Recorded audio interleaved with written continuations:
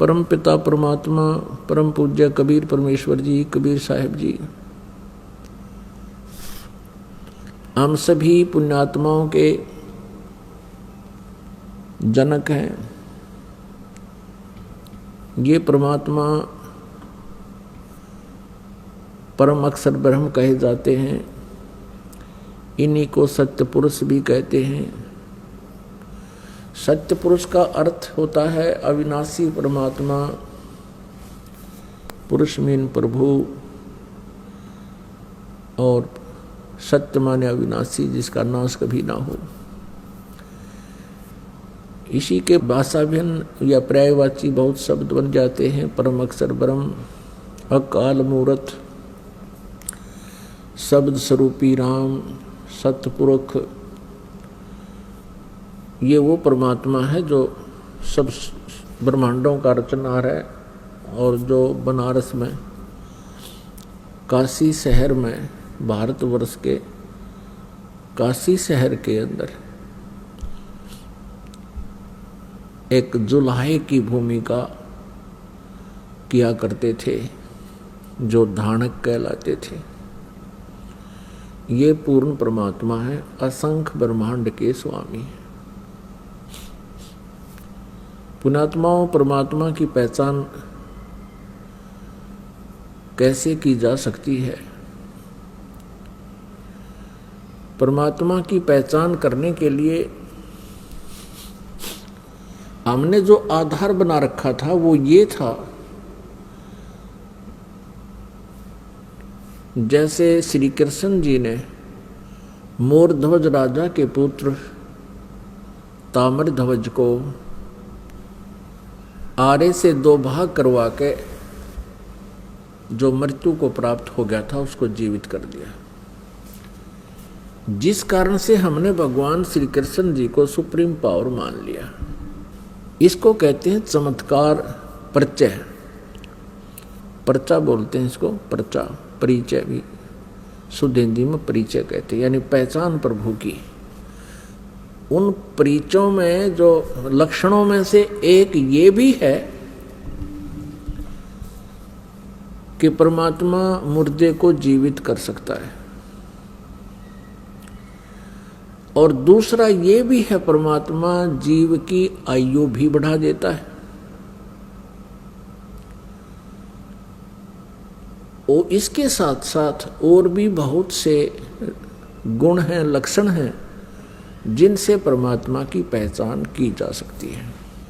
एक भगवान के गुणों में, लक्षणों में ये भी आता है कि वो निर्धन को धनी बना सकता है, रंक को राजा बना सकता है।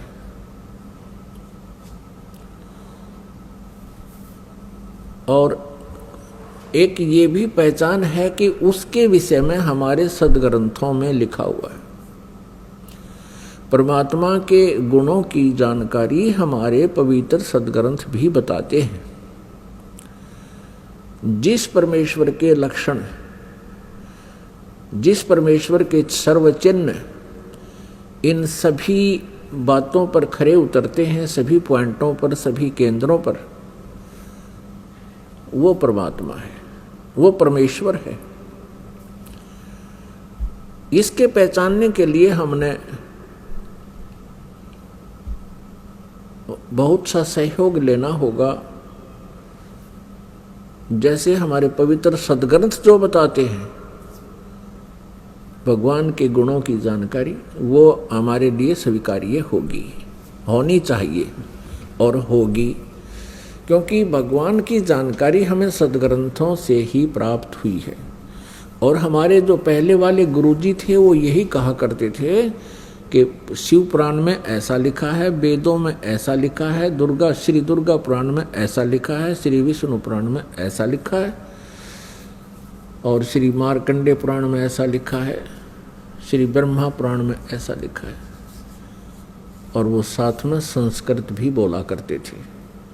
तो हम ये सोचा करते थे कि इन महापुरुषों ने सदग्रंथों को ठीक से समझा है, क्योंकि ये संस्कृत लैंग्वेज से, संस्कृत भाषा से परिचित है। तो हमें कोई शंका नहीं रही।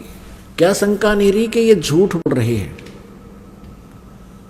इसलिए हमने इनके प्रत्येक वाक्य को, प्रत्येक आदेश को शिरोधार्य किया।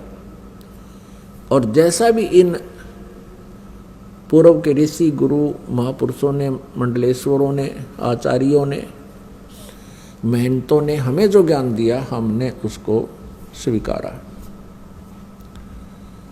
किस लिए स्वीकारा? कि हमने परमात्मा की खोज है, परमात्मा की चाह है। आत्मा का परम सहारा परमात्मा है, और जो आत्मा को सुख मिलेगा वो परमात्मा से मिलेगा। परमात्मा हमारे प्रारब्ध के कर्मों को भी नाश कर देता है। परमात्मा के गुणों में ये भी है कि परमात्मा, परमेश्वर, पूर्ण ब्रह्म हमें साप से भी मुक्त कर सकता है, श्राप से। जैसे हमें इन 3 तापों से भी परमात्मा मुक्त कर सकता है। तो ये सभी लक्षण परमात्मा में होते हैं। प्रथम लक्षण जो हमने लिया है कि भगवान श्री कृष्ण ने मोरध्वज के पुत्र ताम्रध्वज को आरे से, एक आरी से 2 फाड़ करवा के उसके माता पिता से, क्योंकि पहले साधु संतों के विचारों, आदेश का बहुत पालन करते थे, श्रद्धालु व्यक्ति होते थे, और वो समझते थे कि ना जाने किस भेष में भगवान ही आ गया हो, इसलिए संत के आज्ञा का वो पालन करते थे। उस समय संत लोग जो है बड़े सिद्धि युक्त होते थे। सिद्धि क्या होती है? कि ईश्वरीय भक्ति से, परमेश्वर की भक्ति से उन्होंने कुछ संग्रह कर ली होती है, पावर, परमात्मा की ही पावर को संग्रह कर लेते हैं। जैसे इन्वर्टर होते हैं, इन्वर्टर चार्ज कर दिए जाते हैं तो वो उनकी बैटरी चार्ज हो जाती है, कुछ समय के लिए बहुत कार्य काम चलाऊ कर देते हैं। तो वो पावर है कहाँ से ग्रहण की उसने? थर्मल प्लांट से। तो एक इन्वर्टर थर्मल प्लांट जितना कार्य नहीं कर सकता, इतनी क्षमता उसकी नहीं हो सकती। तो जितने भी ऋषि, महर्षि, जिनमें सिद्धियां थी, जिन्होंने 7 समंदरों को पी लिया फिर वापस छोड़ दिया, जिन्होंने पहाड़ उठा लिए, आकाश में उड़ गए, ये इन्वर्टर थे। और जैसे श्री कृष्ण जी ने ताम्रध्वज को जीवित कर दिया, सुदामा जी का महल बना दिया, ये श्री कृष्ण तक भी इन्वर्टर थे, वो थर्मल प्लांट नहीं थे। अब ये एक बार ये बात जो दास ने कही है तो ये बड़ी खटकेगी उस व्यक्ति को जिसने आज तक ये तत्व ज्ञान नहीं सुना और लोक वेद से वो रंगा गया है।